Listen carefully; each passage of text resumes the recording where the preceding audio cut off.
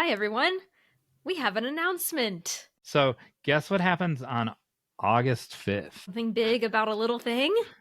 The 30th anniversary of Penelope Spheris's The Little Rascals. Oh my goodness. A Can you believe classic.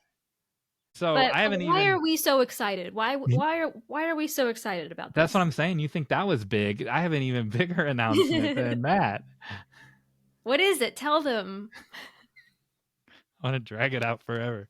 So there's this guy named Paul Gay, and he wrote The Little Rascals. On the July 30th episode of Write Better Together, we will be interviewing the Paul Gay, the writer of The Little Rascals. Oh my gosh. Oh my I can't even gosh. believe it. It's just like everything it could possibly be in one episode. So stay tuned. Nothing beats a buck and a duck.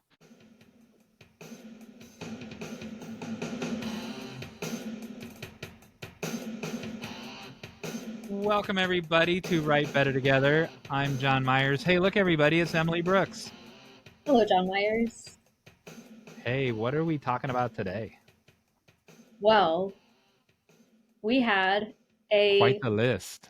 We have quite the list, but we also have quite the guest. Oh.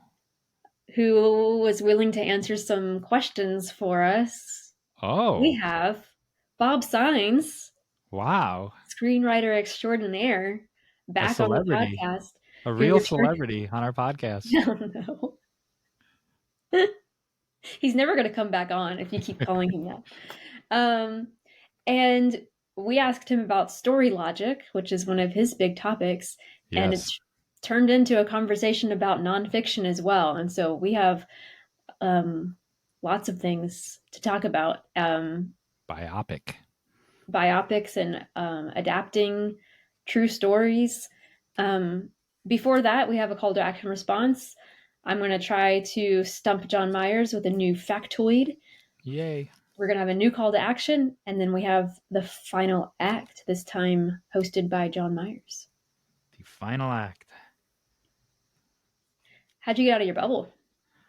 I went on my stupid walk.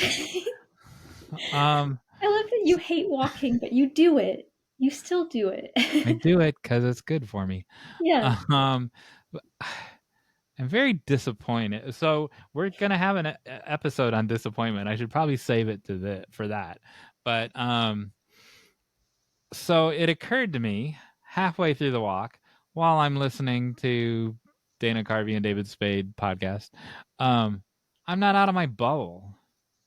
I took my bubble with me because I have, right?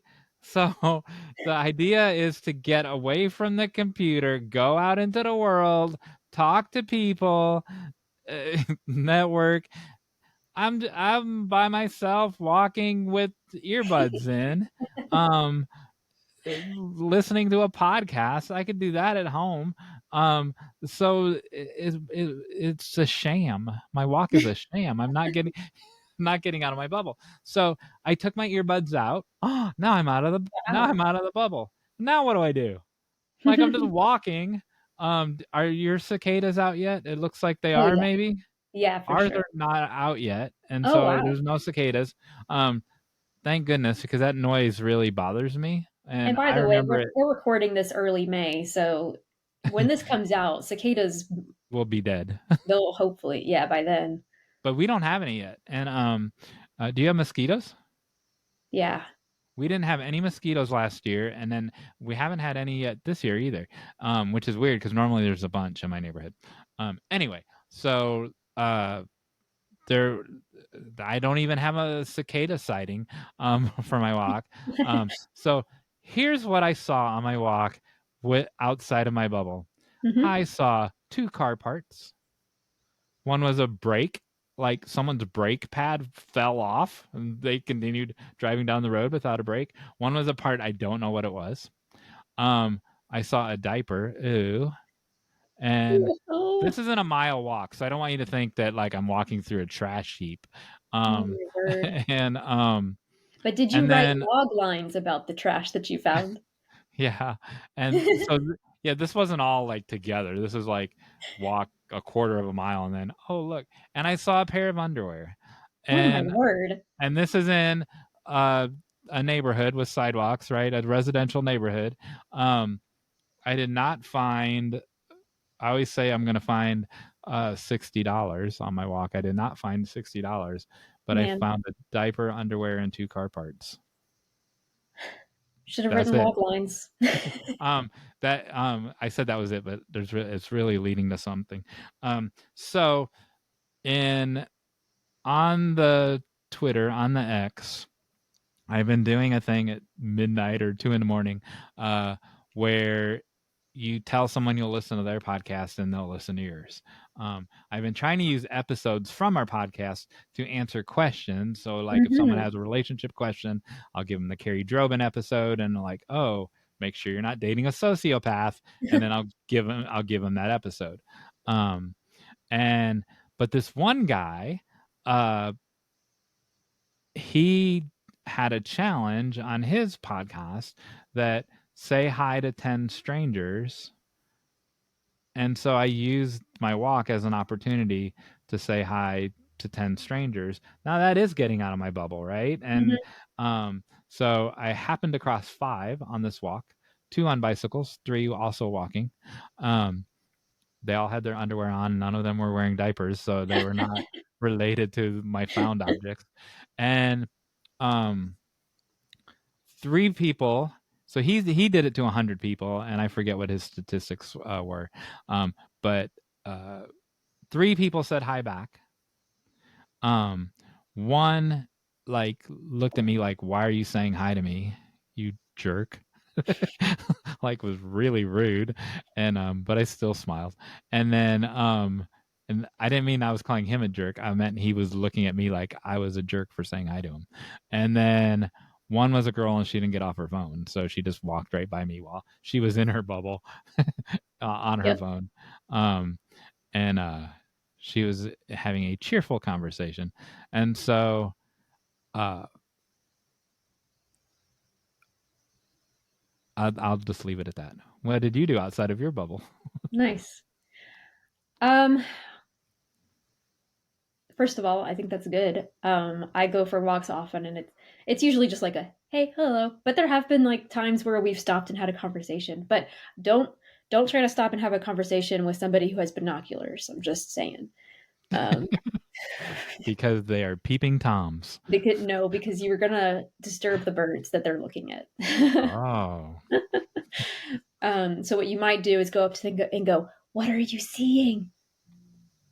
And they'll be like, "Shh." They'll love that. That's actually the best time to meet people is when you're like, "Look, there's a snake over there," or "There's a yellow-rumped warbler." Yeah. I thought you were a bird watcher. Now you're a snake watcher. I tend to see snakes a lot. I actually was trying to decide which story to share, but you shared walking, and so John, my husband and I have friends who like we know that if we want to hang out with somebody last minute, they are the ones that we can contact. Partly because they don't have kids, but also they're just like our friend Hannah's very extroverted, so she'll always be up for it. And we were like, let's go for a walk. And then we got stuck in traffic at the place we're gonna go to. And then we decided to go to the place next to our friends. And so last minute, like on the way, we were like, do y'all want to meet us on this walk? And they actually said yes and met us 10 minutes later with their dog to go for this walk. And that was the first day that really the cicadas were bad. And so yeah, that's just an example of, for me, of being willing to ask people to join you to do something. Because John and I sometimes are bad about just like, we're going to go do this thing. But we were like, you know what? We haven't seen our friends for a while. Let's actually like let them join us and get out of our bubble. You said you were stuck in traffic, not for your walk. So you were driving to your walk. Yeah, we don't really have anywhere to walk here that doesn't have sidewalk. Like we don't have a sidewalk. So that's cool that you have these go-to people. And then also the fact that you met them halfway, that actually comes up later in the episode of meeting someone halfway. Nice. And you didn't even know. I did go on a walk a couple weeks ago with my sisters, and that's when I learned about their band, the kids, their band, but also just funny quote. I always have funny quotes for my nieces and nephews. My nephew looked at a tree, and he looks kind of grumpy, and he looks at it and goes, "That tree's not growing. I planted that years ago." That's funny. That's all. Also, my nieces and nephews have a cicada hospital. So I have bad news for them. They also not going to go well. They also have a cicada graveyard. Then that business will be booming soon. The hospital, not so much. They better get their billing in. They better get collections working on their billing soon. Oh man, kids are so creative. I love it. Yeah, which is why they need to do those drawings. Oh yeah. Oh, we haven't talked to our listeners about that, but one day. All right. We have a call to action response. Speaking of my family,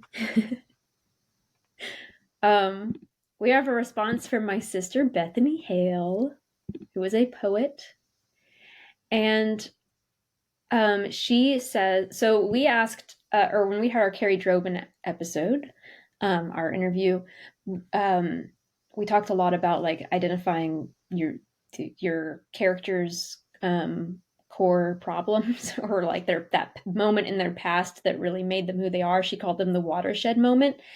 And so we asked people to share the watershed moment for their characters. So my sister Bethany, she's working on a story. And she says, "I'm working on a story right now about the importance of names, the naming of things. The watershed moment for my character is when her community gives her a different name and she no longer remembers who she really is." That's the Barnabas name. I was going to say, it's funny that she said that, because we have another call to action about your Barnabas name, which is, what is the name that your community would give you? And apparently in her story, the name that the community gave this character actually alters her identity, where she forgets who she is. So interesting. Yeah, all characters need to have that watershed moment. If you really, really want to develop your characters more deeply, that is, what was it that made them who they are today? So I love that example. I'm writing down to add to our future afterthought list how we name our characters. Ooh, that's really good.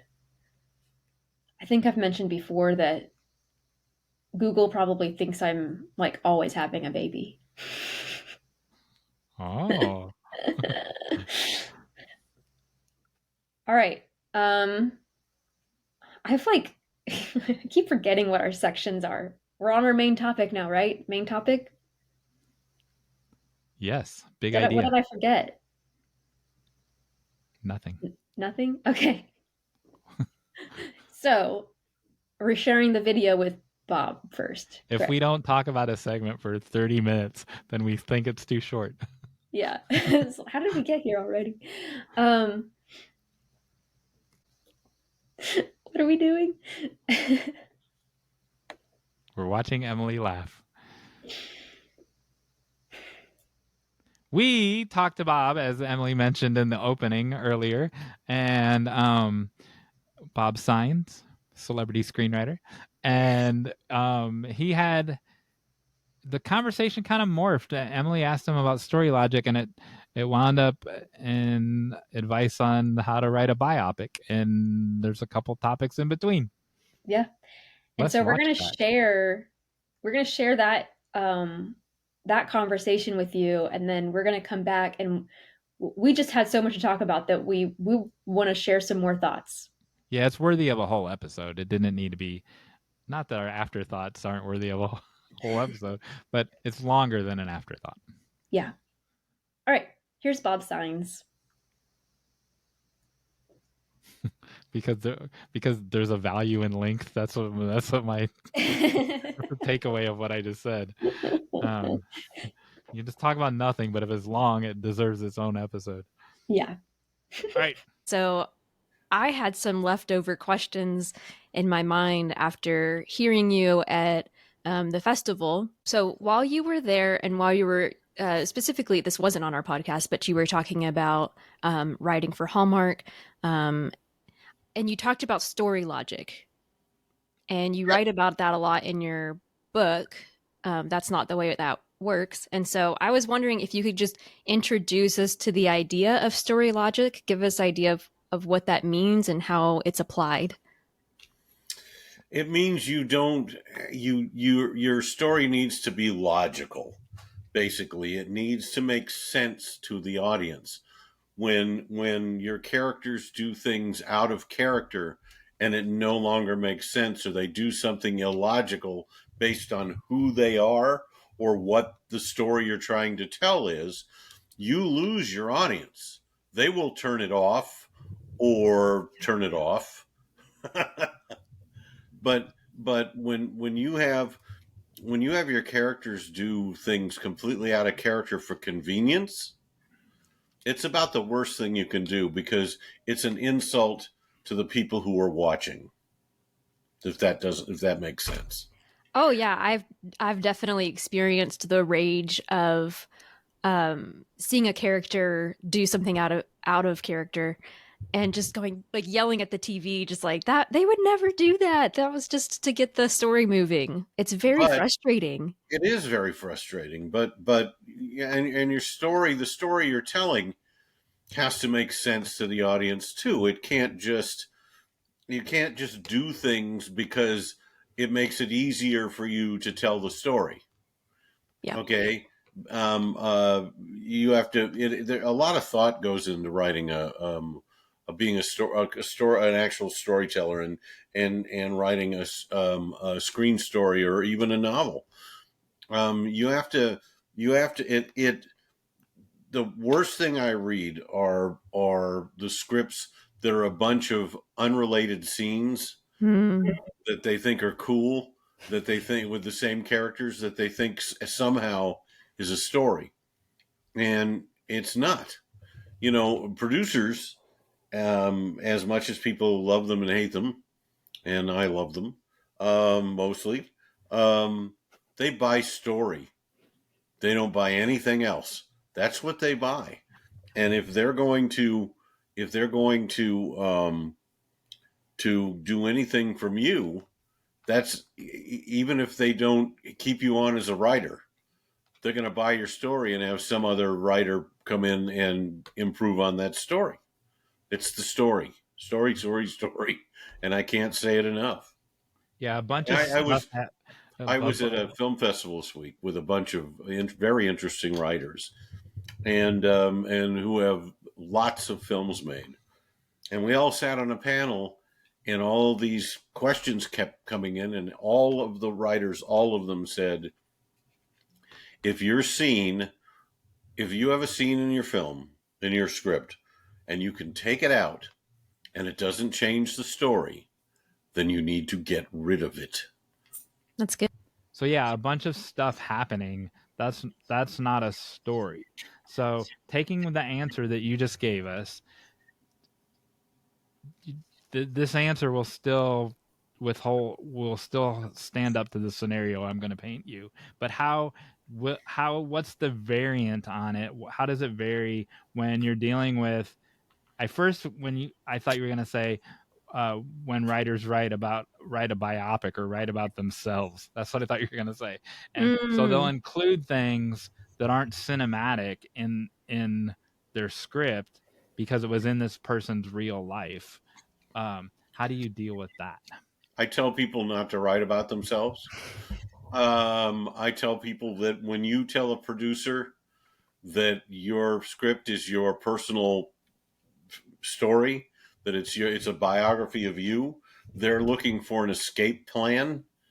3 steps from a clean getaway. They don't want to hear it. If you want to write a story about your life, take parts of your life, fictionalize the rest, use stuff in it, and enjoy it for yourself and tell your friends, but never tell a producer. Exactly. They don't want to hear it. Unless you did something that was famous enough that an audience would care that it's your life story, no matter how interesting you think it is. If an audience says, "Oh, I knew that guy. He was in the newspaper. He rode a bicycle from Germany to Iraq. and Over the Ocean or whatever. I have no idea. Or did something amazing and spectacular, saved 400 penguins from a fiery death, in Uruguay. Those kinds of things. Look how Emily's laughing at the death of 400 penguins. Well, there were also cannibals involved. It was the fact that they were in Uruguay. Oh, okay. Go ahead. So, well, they're on vacation, but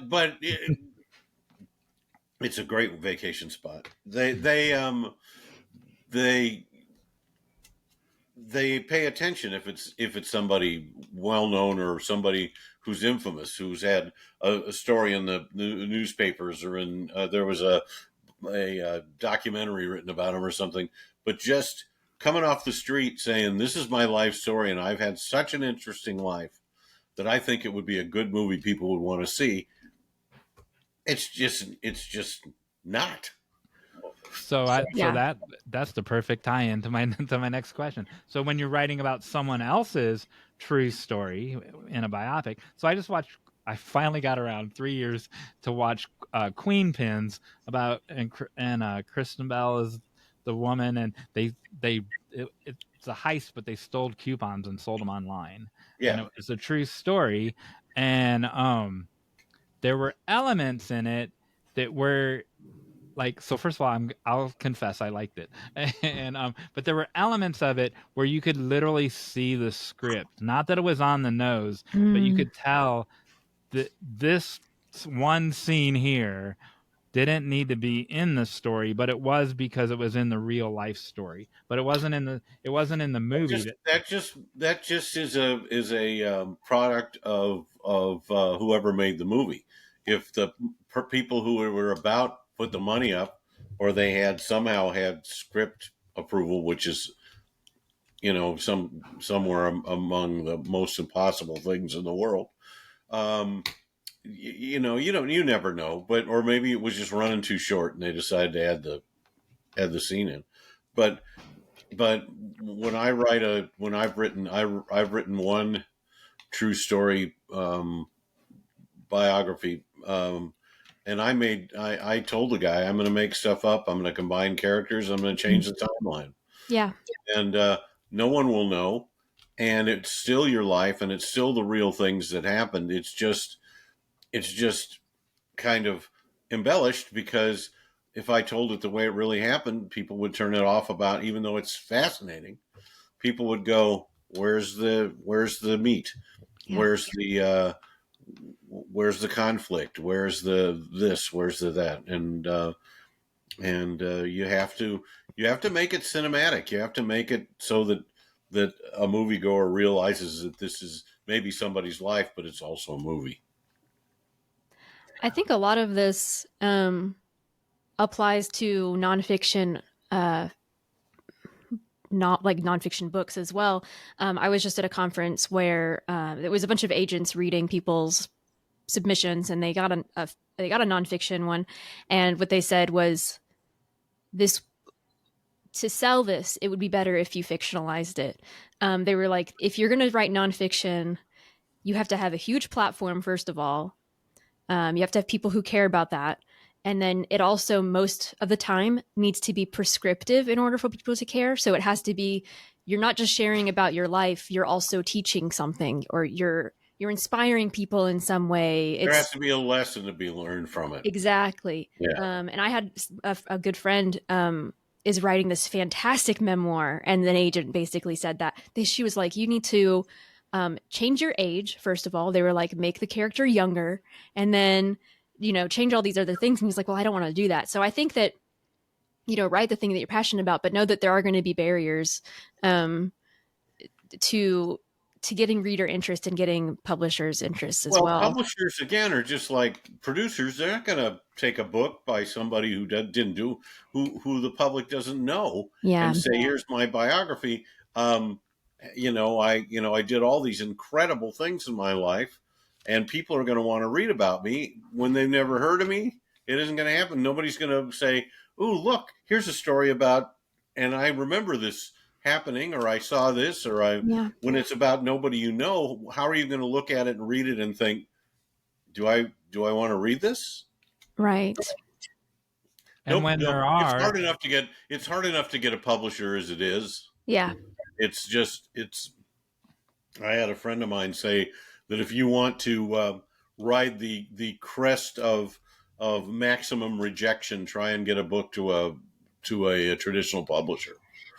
And getting back to the nonfiction books, here's Bob's nonfiction book. That's not the way it works. Yes. When there's personal stories in here, but they're pertinent to the lesson that you're teaching in that chapter. And so they're illustrations of whatever the point of that, the big idea. Well, and and part of the point of the book is there's a lot of screenwriting books written by people who have never done it. And I've got 30 years worth of experience that I can say, look, I was at a production meeting for a movie that was getting ready to go in production, or I was at a production meeting while a movie was in production, or I was at a meeting where we were developing a script that was going to go into production. And I can talk about what happened at those meetings and what it was all about, versus somebody who has never had a movie made writing a screenwriting book saying, here's what you need to do in a meeting like that. So my 30 years of experience and all the movies that I've written that have been produced, that believe it or not, a lot of people have seen, makes a difference in whether people are going to look at that book and say, okay, now I want to read this because he's been there and done that. And it's prescriptive again. You're using those stories to teach somebody. And I think when people are going to nonfiction, that's what they want. They go to fiction for a story, but for nonfiction, they're going, what can I get out of this? What can I learn? Or if it's somebody really famous that it's you that just curiosity. Want to learn about their life, it's a curiosity thing. I read a lot of biographies, but they're never about people I don't know. Right. Good point. Yeah. All right.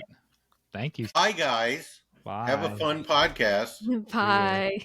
Thank you for having me back. Anytime you call me, I will come back and answer more questions. We'll remember that. Because I love you both. All right. Bye. And we're back. Wow, that was great. It was great. I love talking to Bob. Bob's always great. He's so wise. But we still had some more thoughts on this conversation. Do you want to start? Well, you talk about nonfiction first. Sure. Because that's the beginning of the conversation.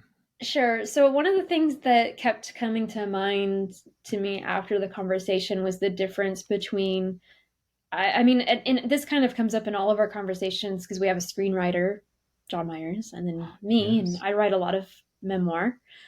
And so the comparison between screenwriting and non-screenwriting.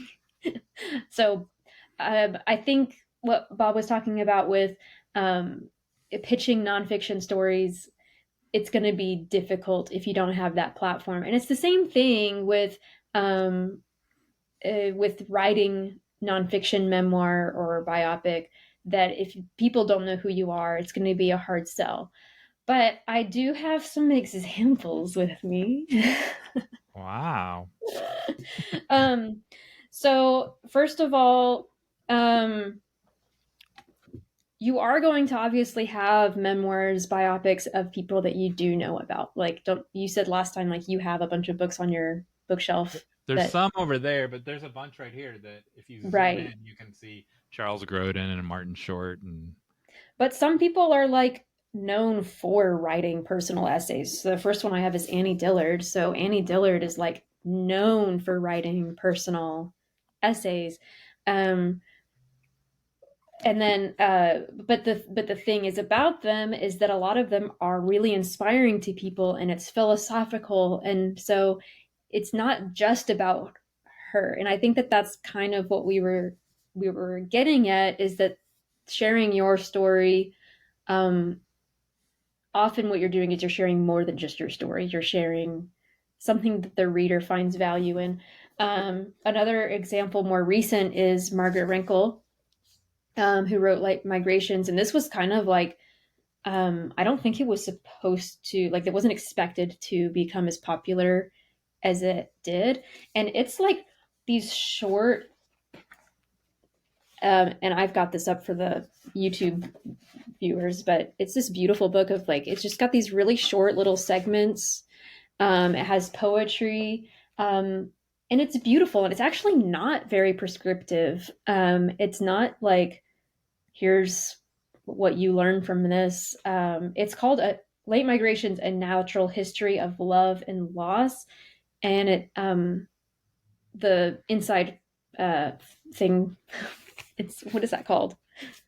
The jacket, says it's a captivating portrait of a family and of the cycles of joy and grief that inscribe human lives within the natural world.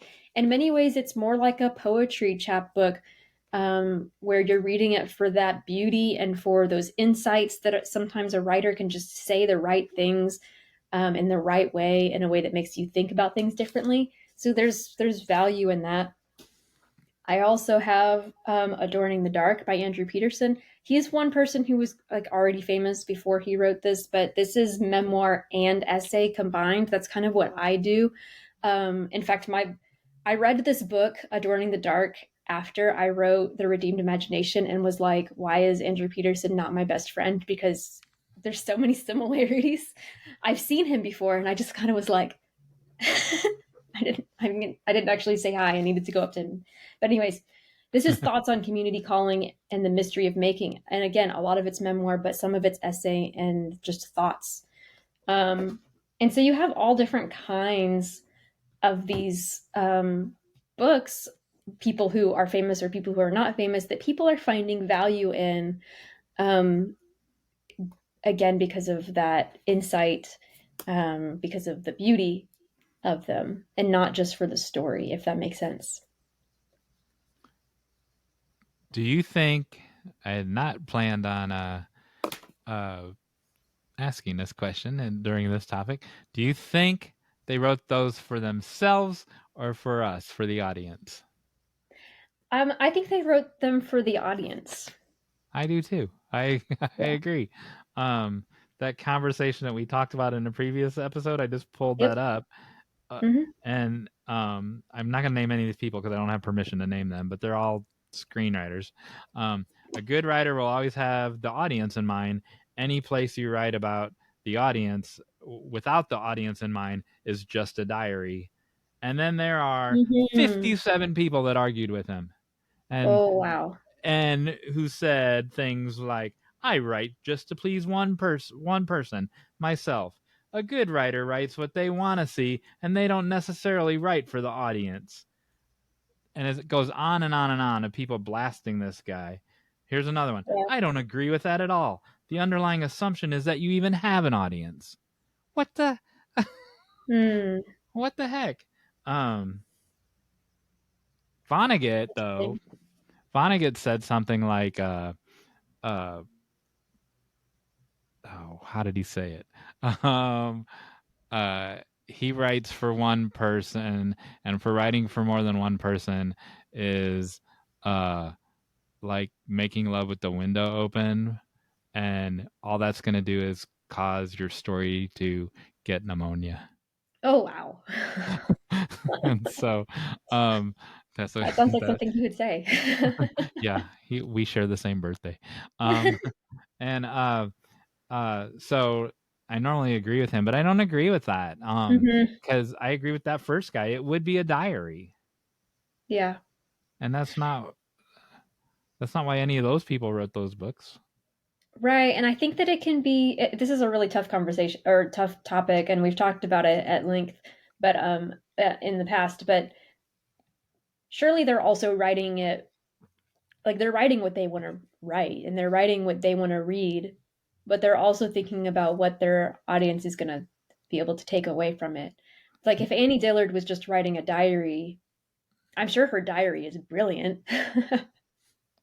But she's very intentional.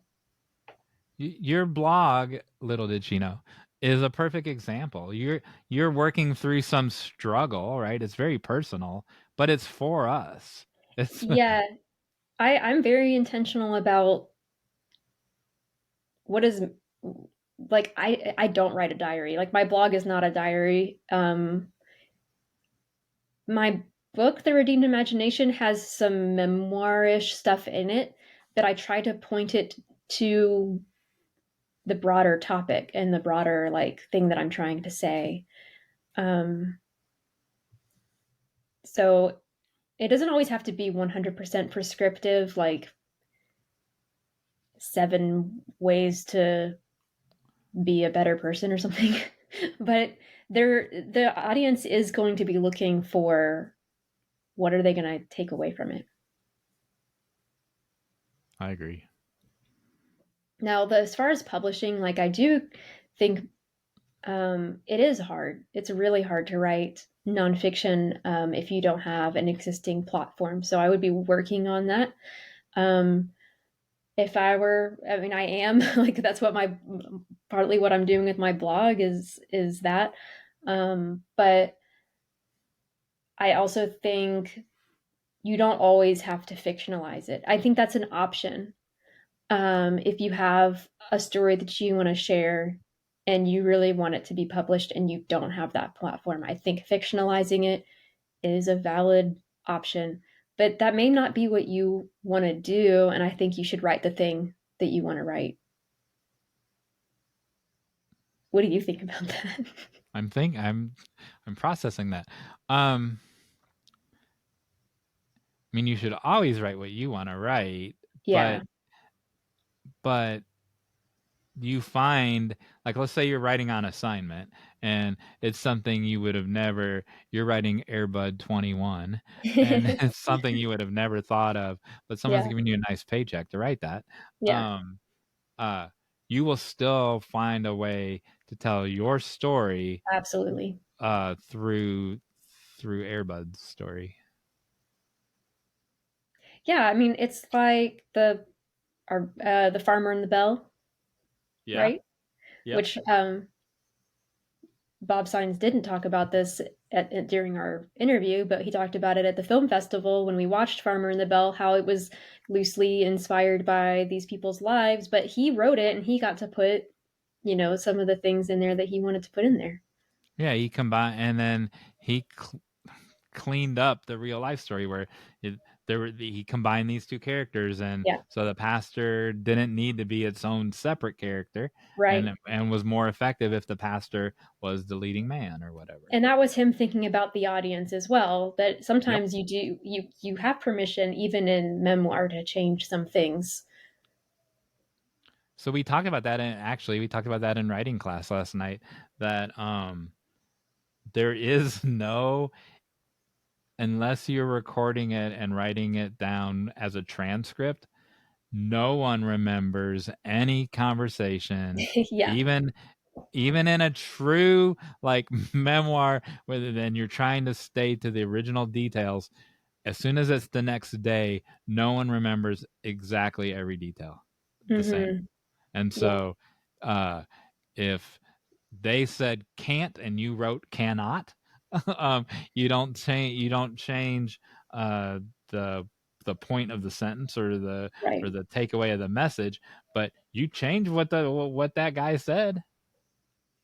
For years, my dad has been telling a story about his childhood, and then we were sharing it one day, and my grandma went, "That wasn't him. That was his brother." And my dad was like, "Yeah, but you wouldn't care about a story about him." Uh-oh. So he told the story as if it was himself, just because it's a better illustration when he's teaching. Interesting. You can take that however you want. I'm not going to comment any further. This deals with your family. The things that connect. So Bob made a statement that don't write your life story unless you've done something big, right? Like Oppenheimer. We're not going to write about Oppenheimer's first day in kindergarten, right? Right. We're going to write about him inventing the bomb. And so many people would think, like, these 57 people arguing with this guy, they think that talking about walking out to the mailbox is fascinating and that's their art. Yeah. And that's not first of all, it's not a story, but Yeah. second of all, these aren't people saying I'm going to put it in my diary. These are like, the world needs to know about the struggle I had at McDonald's this morning. No, they don't. However, you can make a compelling small moment an entire story. And so you do that in your blog every day. Jammin', that's what I was turning around. Yes. Jammin' does that in a paper orchestra. And when I talked about, and I'm going to use an example, when you said you met your friends halfway, about meeting halfway, that's the point I'm going to use to illustrate this. Is one of these stories in here. It's a true story. But it's a legitimate story with a hero, an obstacle, a goal, and an obstacle. Mm-hmm. And so he one of his coworkers finds out that he's taking dancing lessons, and he's been taking dancing lessons for a while, and so he's pretty good at it at this point. And she's a little bit older, but she's like a real professional, and he's new in Hollywood. He's in his young 20s, she's in her late 30s, and she's like, "Oh, you're in dance. Oh, can I go?" And he's like, "Sure." And so they go. It turns into a date, and in LA everyone drives, and so they only live a mile apart, but he's, instead of walking, meeting her halfway like you did in your thing, he circles and he goes to pick her up, and the circle gets bigger and bigger and bigger because he's not finding a parking spot, right? And he ends up about halfway between where he lives and where she lives, and he walks from there, right? And so they go on their date. One thing leads to another. He spends the night, and then he realizes that he's still a boy. Like, he's going back to his apartment where he doesn't have real bookshelves. His books are on like cinder blocks and boards, and he has milk crates for furniture, and he has a scuzzy apartment and with a futon where she has a beautiful bedroom and real bookshelves and artwork on the wall, and that she's a grown-up. And so he realizes, as he's walking back to his car that's halfway between his home, his skanky home, and her beautiful home, that he's halfway between becoming a man, right? So it's a story about becoming a man, and that he's halfway there. And so that small moment of parking halfway between the two represents the overall arching theme of he's not where she's an adult, right? And he's still a kid, and but he's halfway there. And we all have those small moments, and that's a complete story. And if you read it or listen to the audiobook, it's beautiful. I talked about it in a previous episode where Larry David talks about when we're packing for a trip, it doesn't matter what our demographic is. We all know what that hour is, or if you're me, 6 hours packing for a trip and making sure you have everything. It's a commonality that we all share, and is something that people can relate to, but not just relate to, oh, I'm familiar with it. They know the struggle, they know the goal and the obstacle. It's something that we've all done. Yeah, and I think that, so now I'm thinking about whenever we share our stories where we got out of the bubble, there's a reason for that. Yep. We're not just randomly, I mean, sometimes I'm just like, oh yeah, I did this thing, and it's not really a story. But even today, when I talked about going for the walk, I stopped and was like, what did I get out of this? I got that I can invite people to do things alongside me. So we try to like use that as a teaching moment or as a revelation moment. And I think that's what Jammin is doing, and that's what Annie Dillard is doing, and Margaret Rakel is doing. So I have a class where my students have to write personal essays, and I try so hard to get them to do what you just said, but they always start their essays with, I was born in Texas in 1965 to my parents, and in this small little house in the, like, and it always tells their whole life story. And I'm like, take that out. I don't need to know your whole life story. Tell me a story from your life, because that's going to be far more compelling. So it's again kind of thinking about the audience, and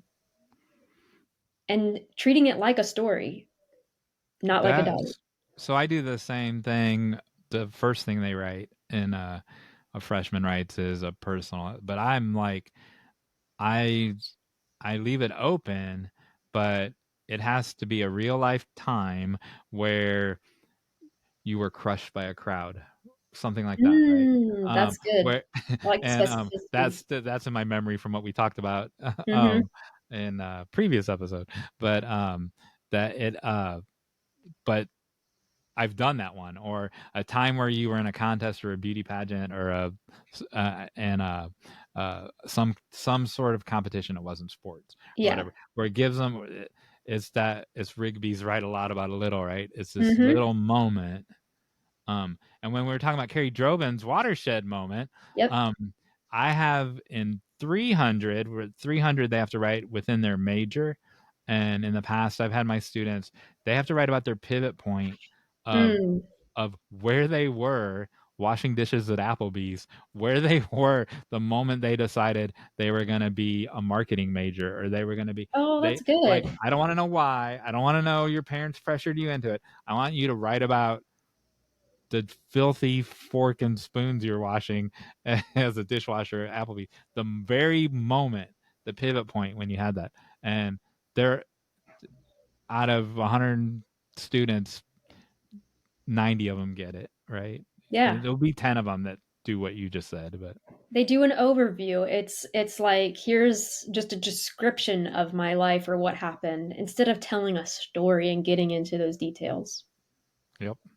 I have one more thing I want to say about biopic. Do you have something else to say? No, I was going to hand it over to the screenwriter.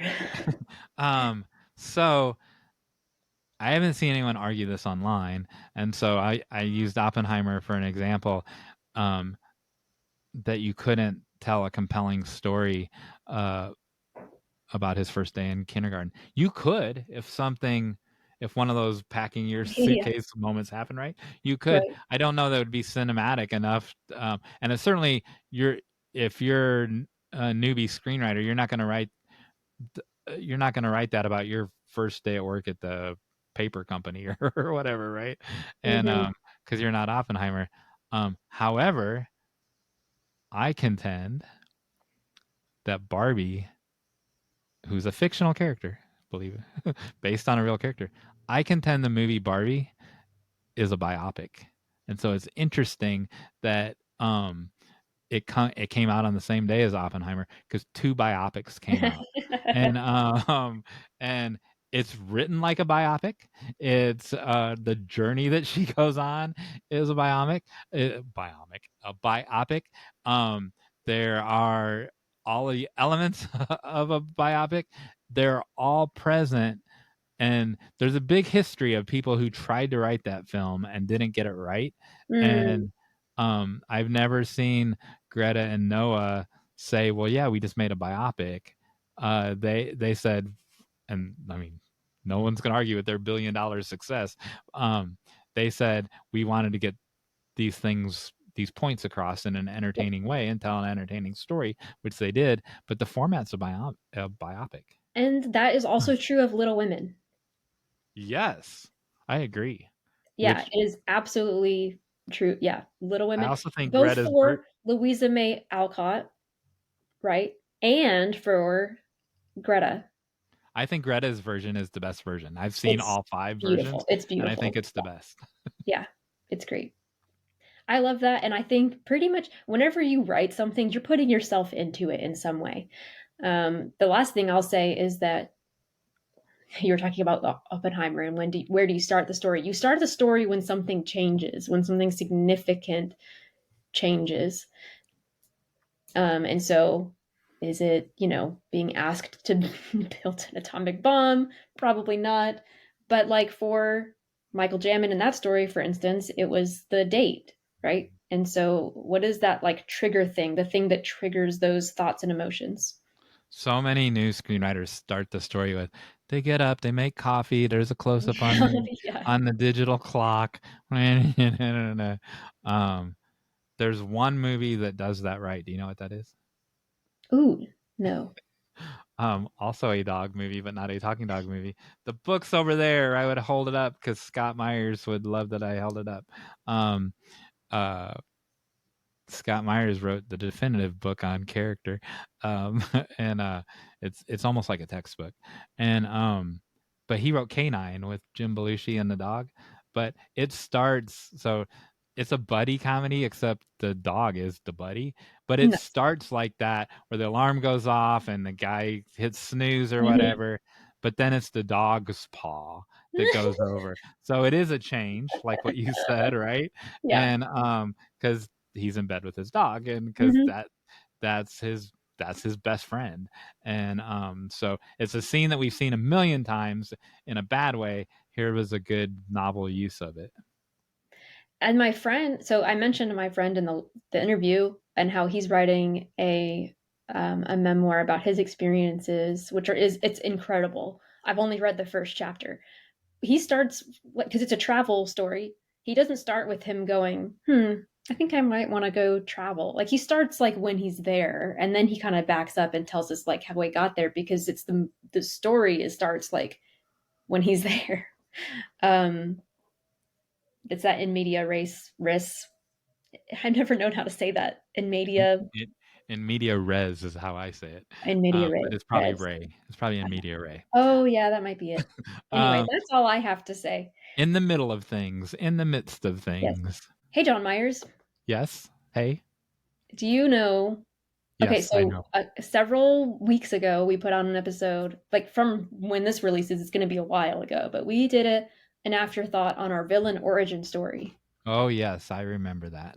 Do you know the villain origin story? Of who the first villain was? No, but where the word came from. No, I don't. Thank goodness there's no prize. I bet you could maybe think of where it came from if you think about Julius Caesar. No. Et tu, Brute. Villa. What? Like, I don't know what you're saying. What does it sound like? Villa. A Villanova? No. Okay. So the origin of the word villain is actually, it means inhabitant of a villa. In other words, it basically means villager. So does vilified mean the same thing? I mean, does it have the same origin? That's actually a great question. Maybe you stumped me, but I thought you were going to say that was the origin, was from vilified. Okay, continue.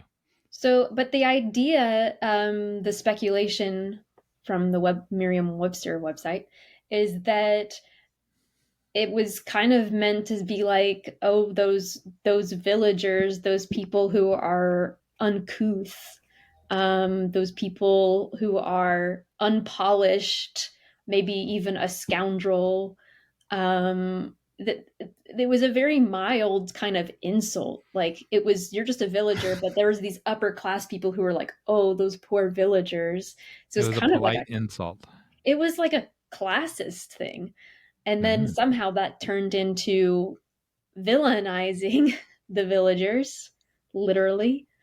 But they actually, that's where the speculation ends. They don't really know how we went from classist criticism of the villagers to full-on villain that we know of today? I don't know that I learned anything. No, I did. I learned the village connection. Yeah, there you go. I learned something every week. There you go. And even if you didn't, maybe the listeners did. No, I learned the village connection, and that it's may or may not be related to vilified. Yeah. All right. I have a call to action. Remember 10 years ago when I told that story about going on my walk and I said hi to 5 people? I want you to get out of your bubble. Say hi to 10 people. So do it 10 times and then report back to us how many positives. Sometimes you'll just get a smile, but I consider that positive. I should have shared that I got stuck in a grocery store during a storm and had some great conversations with the people I was stuck with. So get stuck in a grocery store. Oh, I was in a grocery store. This is short. I was in a grocery store and they tried to force us into the freezer because a tornado was coming. Oh my And word. I was like, no, this is before the pandemic. And I'm like, I'm not getting in a freezer with a bunch of germy strangers. Oh. and they're like, no, you have to. And I'm like, no, I'm not. And so I'm headed towards the front door. And I probably walked by 7 employees on the way to the front door. You need to get in the freezer. You need to get in the freezer. And I'm like, no, I'm going out the front door. And the managers at the front door, they're not going to let you out. I'm like, they're letting me out. And I got all the way to the front door. Lo and behold, the manager did not want to let me out. And I said, you're letting me out. And I went out and I sat in the parking lot and I watched big hard rain come. And then when they reopened, I went back in and finished my shopping. But there was probably 40 people that were cramming into the freezer. Oh, you're crazy. man. I'm not getting in there. All right. That's why you check the weather. So notice I didn't name the store. If you all want more stories like that, then make sure to Who doesn't? Subscribe to the podcast so that you know when new episodes come out. We've got lots of good ones coming. It had a hero, a goal, and an obstacle. It did. I had to get out the front door. You did. Also, you can share your call to action responses, even old ones, on our website in our show notes under each podcast episode. So that's at writebettertogether.com/podcast. That's where you can find our show notes. You can also respond on our Facebook page, Write Better Together Now, or you can email us at writebettertogethernow@gmail.com. Good job. All right, get ready. Emily. I'm ready. It's time for the final act. I'm ready. Today's final act is called, Is This Title Really on Jon Meyers' Bookshelf? Ooh, okay. And you will be playing for this potato. It's a potato. It's a brand new potato. There are no flaws or defects in it. A potato can be used if you're hungry. You can eat the potato. If you are cold, you can warm up the potato and put it in your pocket, and it can be a pocket warmer.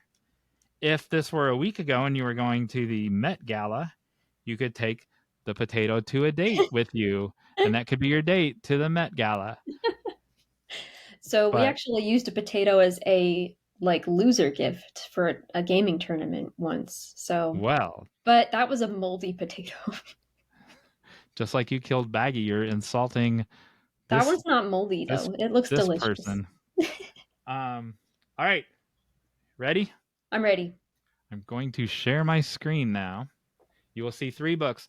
One of them, or all 3 of them, or 2 of them might really be on the, well, at least one is, but it could be all 3 of them. So it's multiple choice, but multiple answer. Correct. Okay. All right, here we go. There are 3 books. One may be on the shelf. All 3 may be on the shelf. Okay. And the first one is Animals That Owe Me Money.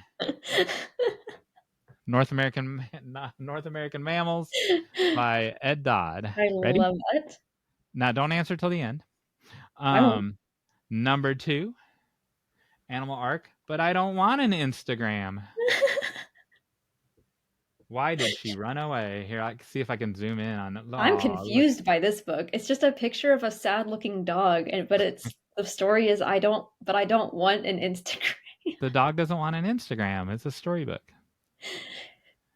That's why she ran away. And finally, what's the last one? Mike Nelson's Death Rat. Oh my word. So like a rat kaiju. I don't know what kaiju is. Is this Hey Jon Meyers again? All right. Death Rat. I don't want an Instagram. Animals that owe me money. They're all animal related. They are all animal related, and they are amazing. All right. While you're thinking, I'm going to unshare the screen. Okay. So this part will get cut out. Now we're back into the craziness. Stop sharing. What if I get it partially? Like, what if I get one right and the other one wrong? Do I get half a potato? Oh, that's a good. So that's a great question. I don't have a knife to cut the potato, but it'll be turned into fries, and I'll get a segment of fries. Animals who owe me money. Okay. But I don't want an Instagram. Death Rat. They're all so good. I'm gonna guess that you own Animals That Owe Me Money and Death Rat, but that you don't own But I Don't Want an Instagram. Just because that's the one that confuses you. It does confuse me. I can imagine you buying the other ones just because of the covers. Like, they're just good titles. And the other one, like, it is really funny too. But I don't know if you collect weird books. So I do collect weird books. I actually had one for a prize, but you used a book for a prize, so I had to go get a potato. Used a book for a prize in a previous episode. You had like the Abraham Lincoln's joke book, and like, okay, so I have an even funnier I'll book stick to those answers, but I don't really have an explanation why. It's just that's my first instinct. So you're guessing 2 out of 3. Yeah. The first and the third. Yeah. The answer is tell the people what I'm doing. He's looking at his bookshelf. Are we going to put these on the Jon Meyers bookshelf in our bookshop? Well, there's only one, and it's Mike Nelson's Death Rat. Do you know who Mike Nelson is? No. So the first 2 people were fake. They were fake books. What? And Mike Nelson he was one of the writers from the original Mystery Science Theater 3000. And then of course I know who Mike Nelson is. He was the second. My goodness. He was the second host of it. And, yes, he's a great host. I love. And he also has a memoir. Look at that. Look at that. Wow. So, yeah, I never thought of him as an author, so I blanked on that. But of course, we watch so much Mystery Science Theater here; it's insane. There you go. There you go. So wait, so the other ones were fake? Yeah, the first 2 were fake. That explains so much. There you go. Well, listeners and Bob Saenz, we couldn't have. And potato. We couldn't have done it. Without you.